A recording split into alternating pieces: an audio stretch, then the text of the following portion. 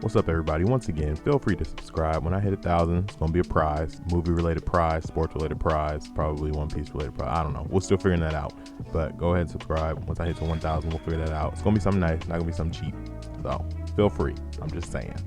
Anyways, let's get into this movie. I hurt my tongue, so it's gonna be a mess reviewing this movie. Don't ask how I hurt my tongue. So I'm trying to review movies without just recapping the whole plot, because that's not really a review, right? That's a recap. So anyways, here's my attempted review of Joyride 2023. So I saw this movie the other night, and if I just want to get straight to the point, I will say I was moved. This movie moved me. So initially, while the movie was ramping up, without going into too much plot detail here, I thought it was going to be another predictable and generic 4 people get into a sticky situation and all types of crazy things occur. So at its core, that's what this movie is. But by the end of it, I think it evolves past that and comes into its own for sure. So let me just state that this trope of movie is a type of movie that I actually love. I love comedy that has all types of crude humor, wild scenarios, nasty jokes, all that type of stuff happening. So I figured at the very least, I would like this movie. As this movie was getting started, before we have kind of a shift to the real setting where the movie's starting out and the plot's starting out, I was kind of like, okay, this is cool. There's some funny moments, but sometimes it seemed a little too on the nose, seemed a little forced, and there was some awkward timing and awkward acting from a lot of the background and supporting characters. And I wasn't worried because it was still a good time, still a solid movie at that point, but I wasn't expecting to be captivated by the end. This is, like I said, one of those movies that relies on 4 characters where they all have these different quirks and are able to bounce off one another, and you see how these different characters react to each scenario. So at the beginning of the movie, we only have half of the main cast, so naturally it was a little bit of a slow start. So even as we start to get involved in our setting shift, it's still just mostly okay. I liked all the characters for sure. They all have their tropes. I think there's even posters where they go and label each character. But it was approaching on okay, we maybe have seen this one before, for me at first. So now we have these 4 lovely ladies all traveling in China as the main character is trying to close this business deal. So I was like, okay, this is going to be a movie where they spend all this time trying to close out this business deal and doing all these crazy things to accomplish that. But everything goes wrong until the end of the movie where everything works out right. Wrong, I was wrong. So credit to the writing of this movie and credit to the acting as well, because the acting was really good. So we have our 4 characters. We have Audrey. She's supposed to be the main character and driving the plot. We have Lolo, who's supposed to be the crude one that makes all the nasty jokes. And then we got Deadeye / Vanessa, but they call her Deadeye for basically the whole movie, who's supposed to be the weirdo, socially awkward, the Zach Galifianakis type role, if you've seen The Hangover, which most people have.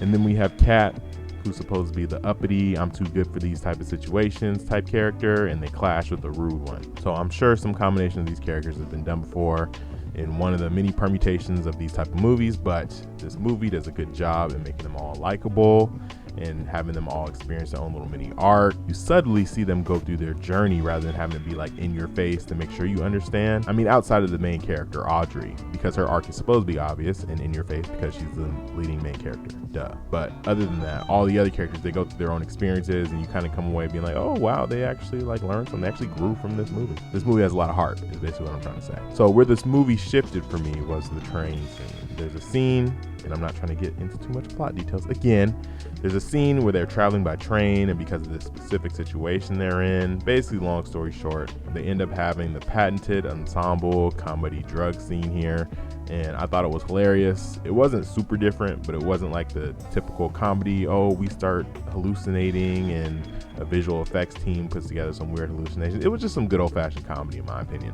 So after that scene, the movie honestly isn't really about the business deal anymore. It kind of is plot-wise, but it really starts to focus on the characters and their journey a lot more, and also it becomes way funnier and raunchier as well, especially once we get Baron Davis involved. So by the way, we get a cameo from Baron Davis, very random. Since I cover basketball on this channel and I am a UCLA alumni, I think I basically have to mention Baron Davis, right?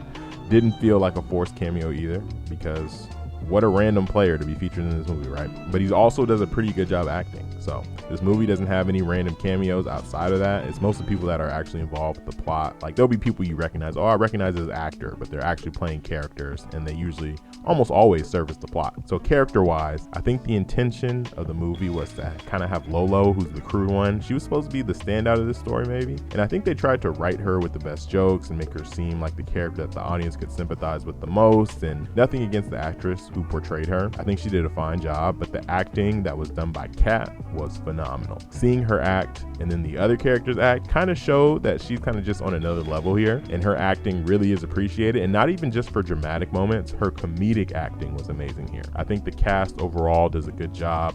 I would even say a great job, but she definitely was the highlight for me. Just because it's a comedy doesn't mean that acting ain't important, folks, you know? So she was really showing her chops off. I will say the movie does start to drag a little bit as the movie approaches its end, but it kind of becomes worth it because the comedy takes a backseat and the tonal shift is really appreciated. And I would also say it has a pretty solid twist. Like, it's not very generic where you can see where everything is going. So like I said, I love comedy, so I have no problems when comedy movies are just balls to the wall. Let's be funny the whole movie. It's only about comedy, jokes, because sometimes comedy movies will try and force a little bit of drama to balance out the plot, and it just don't hit. But for this movie, it hits, and it hits pretty dang hard, I would say. I thought the narrative really wrapped itself up nicely and becomes this very touching movie that makes you sympathize and think about why the characters are the way they are. Like I said, there's a pretty solid twist in there that kind of provokes all this. I felt that way about this movie, so I can only imagine how people who can actually identify with these characters will be impacted by the way the narrative kind of wraps up towards the end. It was really nice, showed a lot of depth for a movie where you might not expect too much depth in this genre. But this movie definitely has a lot of heart, a lot of depth, a lot of character. And I think that's what makes this movie stand out to me compared to other comedies. As this movie comes to a close, it wraps itself up in a way that I wouldn't say is out of left field, but it isn't super typical, yay, everything ends up working out in an unrealistic manner type of plot either.